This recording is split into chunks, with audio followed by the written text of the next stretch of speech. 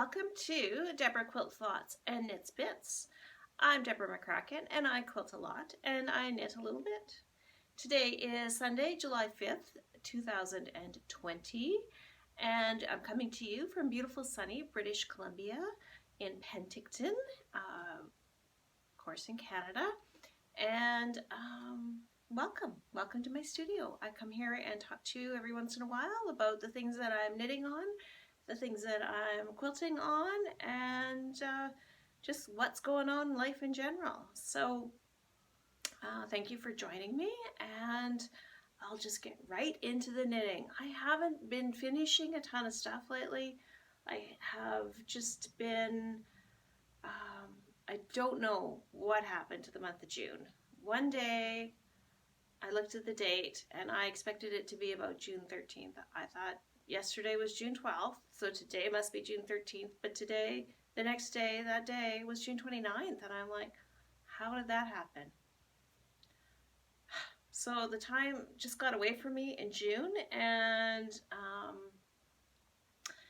beginning of August, I'm headed to my daughter's place. She's expecting a grandbaby, and she'd like me to come a few days and help out getting things set up, and then stay a few days after the baby comes. And you know, in my mind, I want to be available for like 6 months, but I imagine they probably won't need me for that long. So I'll be able to stay a few weeks or a month, whatever that takes, and I'm very fortunate to be in a position to be able to do that.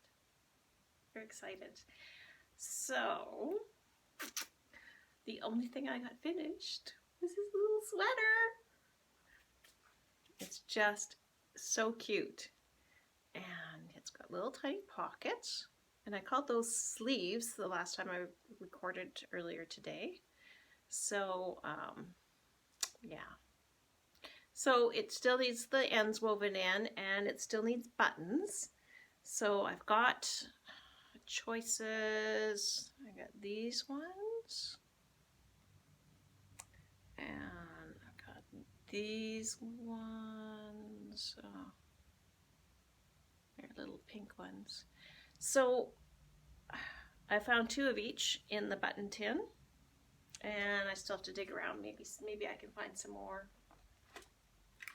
The button tin has had buttons in it for as long as I can remember.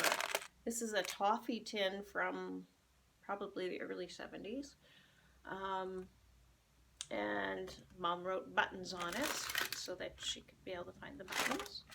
And that came out of her sewing box. And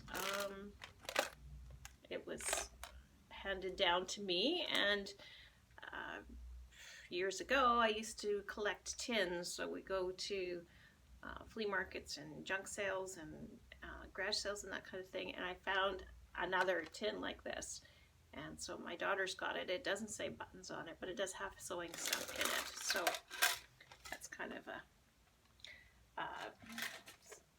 thing for us. Anyway, I do know that somewhere in this sewing room there should be a card of buttons like this, like a card with 4 or 5 little pink pearl buttons on it, that I bought to put on a blouse when I was in high school that never got finished. So, you know, I think buttons are still good after 35 years, aren't they? Pretty sure. So anyway, I will find some buttons. Worst case scenario, I have to alternate and use these 4 buttons that I found. And that would be cute too. Very eclectic. So anyway, I'm going to get this finished up. And that is from Tin Can Knits. It's called the Playdate Cardigan. So there's the picture from the pattern. And I was going to buy just the cardigan pattern, but it was also included in an ebook called Max and Bodie's Wardrobe. So I'm guessing that that's Max and Bodie. And it had a hat and a little vest and some pants and I think some socks or something. So the value was there to buy the whole book. And the patterns go from newborn size to extra large adult size. And so, you know, lots of podcasts that I watch recommend the tin can knits patterns for beginning knitters because they're easy to follow, and they are super easy to follow and quick, and it all made sense, clicked into place. So that's, you know, pretty cute. So the yarn is from Sassy Strings. She's a independent dyer out of Airdrie, Alberta. And this colorway was called Smitten Kitten, and it's her basic sock base. She was running a little promotion beginning of June. If you bought 2 skeins or more, then you got free shipping. So I had seen this one earlier. It's called Emerald Lake, and this is the cushier sock base. I can't remember exactly what it's called. I couldn't find the yarn band.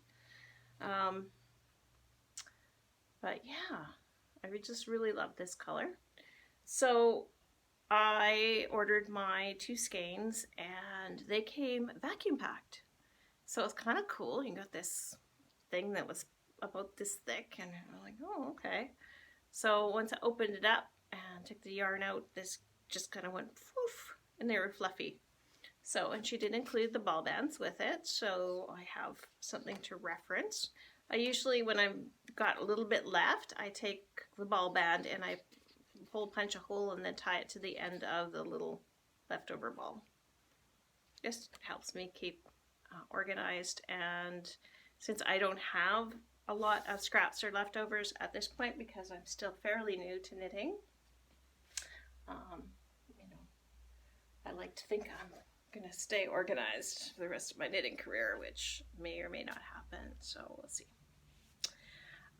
The other thing I am working on is this. It's called the Buttercup Sweater, and I have about 40 rows to go before I go to the next instruction.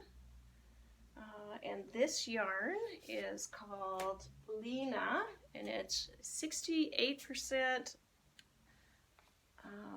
linen and 32% cotton, and the ball band was here the last 3 times I recorded this morning and then scrapped my recordings. But yeah, it was just some I picked up on a whim. The color is called Caribbean, and it's nice and soft. When I was working with the linen last summer for my Extapa sweater, Kathy from So Much More Yarns in New Denver recommended that I soak the skeins in a little bit of hair conditioner and water first, and then squeeze the water out and let them dry and then wind them. So I tried that with this, and it did make the linen a lot softer, and this of course has lots of linen in it too, and it is quite soft to knit with. And I don't know if it made a big difference because I didn't save any to use as a reference, but I did do that with the second set of hemp yarn skeins that I had. I knit one item, and it was a shawl out of the hemp yarn, and then the second sweater that I did soak it first, and it did seem to be a little bit softer when I was knitting it. So, you know, maybe it's a good thing, but I check with your local yarn shop and see what they think, because I am not an expert for sure. So with this Buttercup sweater, I have 5 balls of yarn. So I went onto Ravelry and I searched with the yarn and 5 balls, and kind of, I was getting weird gauge. Like, I tried smaller needles, I tried larger needles, and it was just, I don't know, it says it's a sport weight, but I had a couple of patterns that I really wanted to use it for, and I just wasn't getting the gauge. And this pattern, I think is a free pattern on Ravelry, and its instructions were use the size of needles to get this gauge. If you want fewer stitches, use bigger needles. And I was like, bing! You know, after struggling and, you know, trying to, I think I knit 5 different things with it, and, you know, got quite a ways into it before I decided it was going to be too big or whatever. And so gave up. Anyway, the Buttercup. I went up to a bigger needle, I think 2 sizes bigger than I was using. And I can't even tell you what size I'm using now because the writing is too small on the needles, but I will put it all on a project page in Ravelry. And I started knitting, and then I was watching a podcast, and she talked about how she was worried she was going to run out of yarn. So, you know, she wanted to get as much length as she could. So she went and did the finishing on the sleeves and the neck edge once she got past the point that she could do that. And then she would know that she had enough yarn to finish up. Huh, what a great idea.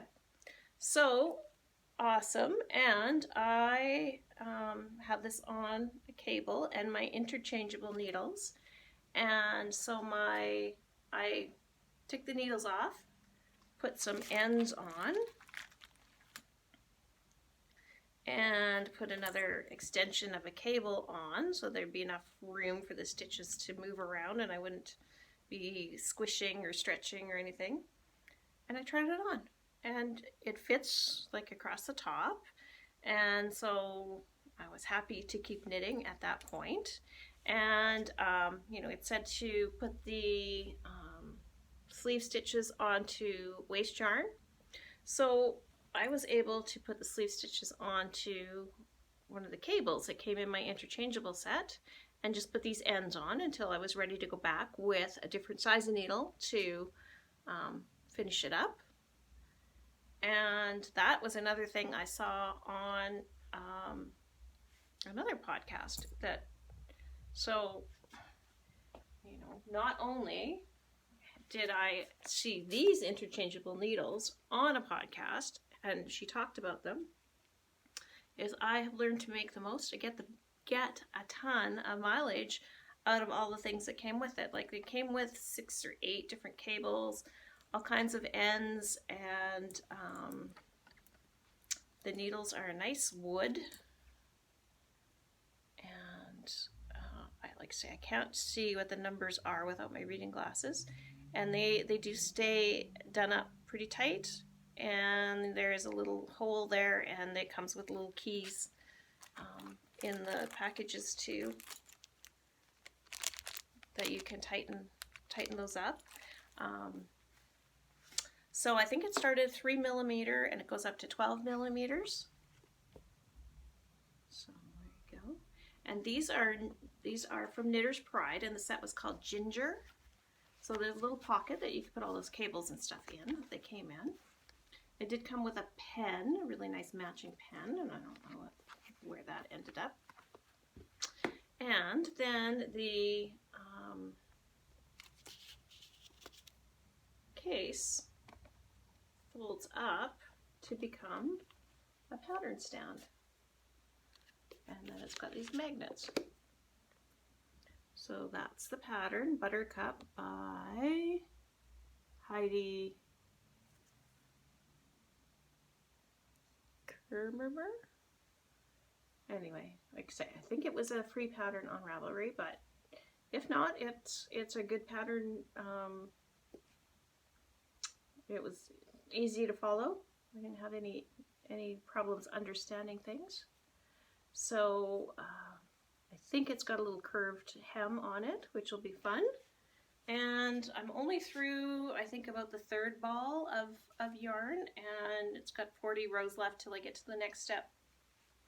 So, you know, potentially I could just keep knitting until I have no yarn left, which would be a very economical use of that yarn. So, I don't know. We'll see how it goes. I might have a dress next time. Anyway, having fun with it, and like say, using these interchangeable needles and cables and all that has been a delight and made things so much easier. So the only other thing I am getting excited about working on is this pattern came out this week. It's called the Set Shawl, and it's by Cozy Up Knit. They are a knitting podcast I've been watching for about a year. They're 4 sisters that live in Grand Prairie, Alberta, and you know, they're always got new things coming along that are pretty cool and interesting to look at. And this is the first one of their patterns that I've purchased, although I probably have about 7 or 8 of them in my favorite section. And so I thought, you know, this shawl looks to be about the right size and shape that a new mom could wear it and be feeding the baby underneath if that's what she chooses to do. So I know I always had a blanket over because I was very shy, and I don't imagine my daughter's too much different, but I thought, oh, you know, this would be a nice stylish thing to wear. And I got going on it and I couldn't figure out what I was doing wrong. And so yesterday morning, about 7 o'clock our time, I sent an email. I said, I'm just not getting this. And they said, oh, you know, that one stitch isn't a knit front back, it's a knit front back front. So looking at the pattern one more time, that's exactly what it says. And even on the first page, there's a huge paragraph that says this is going to be a double increase stitch. And I'm like, Debra. So, you know, pays to read the directions, but they were so nice about it. And you know, the only reason that I didn't bother one of my knitting gurus and send her like a photograph of that little bit and say, what am I doing wrong here, is because it was a new pattern. And I thought, well, maybe I've caught an error or something, and if I email the designer, I might be helping. And no, within like 10 minutes, which I can't guarantee anybody would get back to anybody within 10 minutes on an email, but within 10 minutes, I got this really sweet email back that said, you're almost there. It's actually knit front, back, front. And it's like, oh my God. Anyway, so I got through the first section with this Emerald Lake Sassy Strings yarn, and it was pretty, but it was very bright. So my daughter loves this color. This was the color of her wedding stuff. Like, she called it Tiffany blue, and we made 150 batik napkins this color, and it's in probably every quilt that I make that has batiks in it, because I had lots left over. And but she probably won't wear it because it's so bright. So I think I'm going to wait and get something that's a little more neutral, creamy gray, maybe even like a green that's a little more subdued, and use this as the contrast color, because I think then she'll get more wear out of it. Well, she'll say, oh, thank you, Mom, and be very gracious about it. I don't think she'll get the wear out of it that I'm hoping that she would. You know, once you put all this work into stuff, you want it to get used. right? So what I'm waiting for is we have a new yarn shop opening. Woohoo! It's going to be called the Bee's Knees, and the young lady opening it is named Christy, and she is opening it on Main Street in Summerland, which is like a 12-minute drive. And so excited for her. I am really, really, really hoping that she'll be a great success. And she's got a great location right on Main Street in Summerland, and her Facebook page, The Bee's Knees, is indicated that she's hoping to open July 21st to the 25th.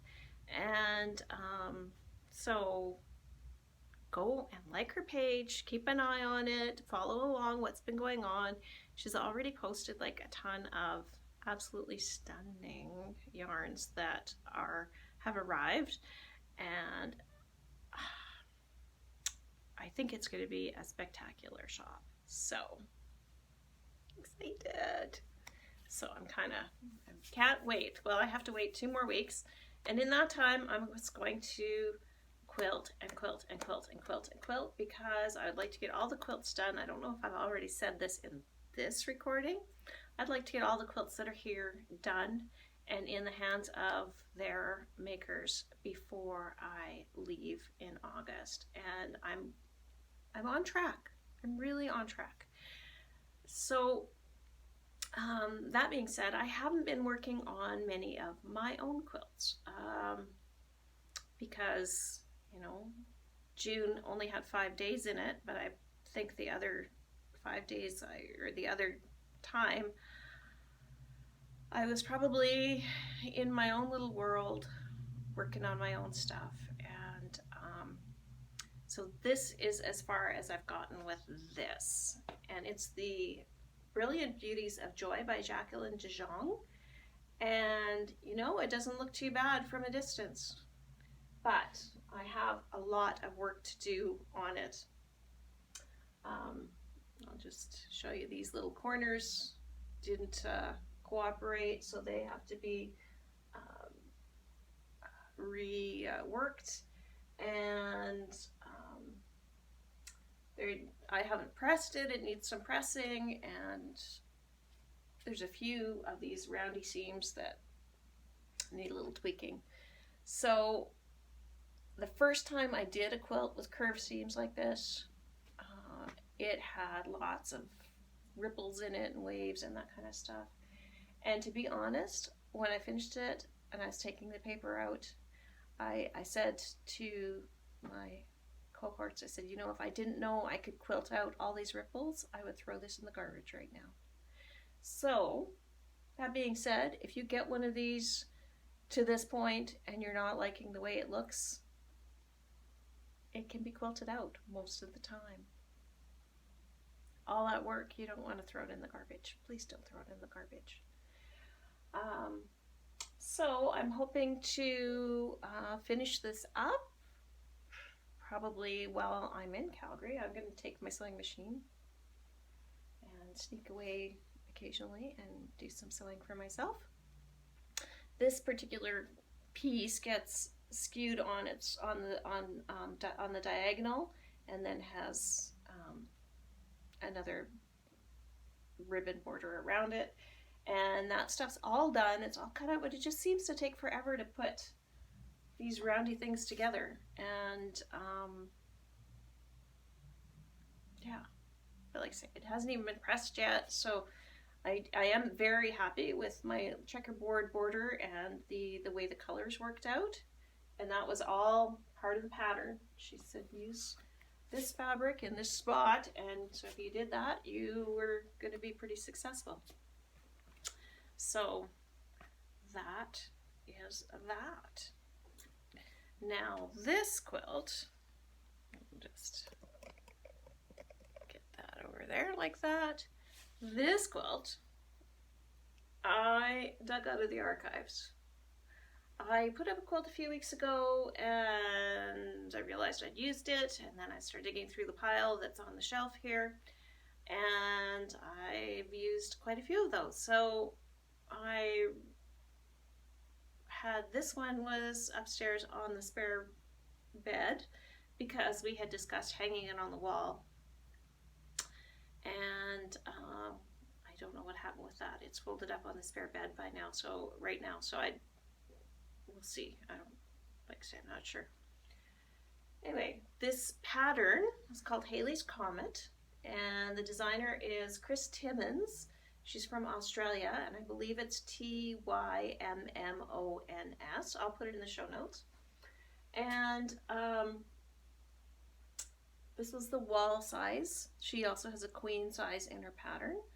And this one's, let's see, Halleys Comet, it was called. And it has 1,522 pieces in it. And somebody asked me one time if I would sell it, and I said, well, yeah, I would. And I said, it's 1,522 pieces, so I would take $1,522 for it. And they looked at me quite funny and walked away. But these things take a lot of work, and the fabric, you buy good quality fabric and put all this work into it, you don't want it to fall apart on you, because the fabric's not that great. So anyway,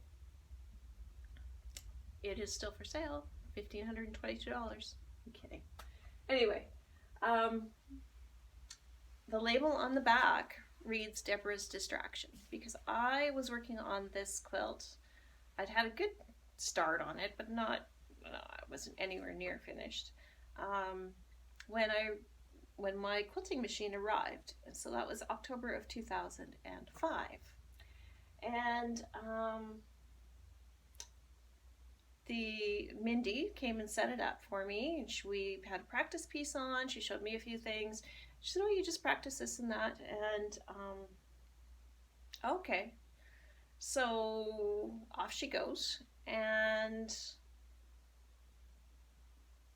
I'm there. I'm looking at this machine, and I'm kind of scared of it. So I set up my little sewing table and had the design wall on the other side of my machine. I get over there. At that point, I had to crawl under the machine to get to that side. And I worked on this, and I worked on it until it was done. And it distracted me long enough that I got comfortable moving around the machine and crawling underneath. And so by the time I was finished this, I was ready to start practicing on my longer machine. And you know, I think that was a good thing for me to do, because I needed to just build myself up so that I wasn't frightened anymore. And really, I mean, there's nothing to be scared of. Worst case scenario, you have to take some stitches out. Now, I have determined that for every 1 minute of stitching, there's probably 10 to 15 minutes of picking. So it helps to plan ahead. Anyway, so this is one of the first things that I quilted for myself. And that was probably in 2005 or very early in 2006. And I look at it occasionally and I think, oh, I should take that quilting out and redo it. Redo it now that I've had 15 years of practice. But you know what? It's a very good example of how far I've come, right? So every time I think about that, I rethink, and I think that it's such a good example of how far I've come in 15 years. So I'll get you a little closer here. I just have to unplug. Nope, Frank's home. And so this was an all-over pattern that I did. Hi, honey. And in the very beginning, so I did like kind of a hook or kind of a loop and a hook, and you know, it was very free form, organic, and not very uniform. And on the border I tried to do a ribbon, and the thread that I used was dark on one side of the ribbon and lighter on the other side, so the effect isn't quite there. But, you know, the piecing is pretty good because I was taking my time. I was trying to use up more time. Anyway, I will leave it as is. It's been washed quite a few times because I hung it over a bar in a friend's booth at a quilt show, and while I was adjusting it, unbeknownst to me, I knocked over somebody's coffee cup that was on the floor behind the table. And so my quilt soaked up coffee with cream in it for the whole weekend, and then I took it home and washed it, and I think most of the stain came out. Couldn't even tell you where it was, but it was like in one of these areas with the light pink, and it was pretty prominent. Anyway, so it has been washed, and it's really not that flat. It could do with taking the binding off and putting the binding on a little more smoothly. I think I got really tight in the corners and that kind of thing, so it does have a little bit of a ripple to it. There's some extra pins to make it look flat right now, and the edge is actually pretty wavy, so you know, it would definitely benefit from taking the binding off, taking the quilting out, re-quilting it, and putting the binding on again, now that I've got 15 more years experience at it. And truthfully, nobody sees that. If you were to look at this quilt, you wouldn't know that I was, unless I told you, which I just did, you wouldn't know that I wasn't pleased with the binding. And to be truthful, I really didn't notice at the beginning. So now that I know what to look for, and I'm, you know, we're most critical of our own work. Yeah, I mean, there's definite improvements that I could have made, and I definitely do things differently now, and that's just all comes with practice. So there you go. So I'm going to let you people go. I'm going to go out in the backyard and do some knitting in the sunshine on comfy furniture. So happy knitting, happy quilting, happy making, stay safe and healthy, and wash your hands and all that. And I will be back to show you some more baby stuff before I head off, and I'll record again before I go.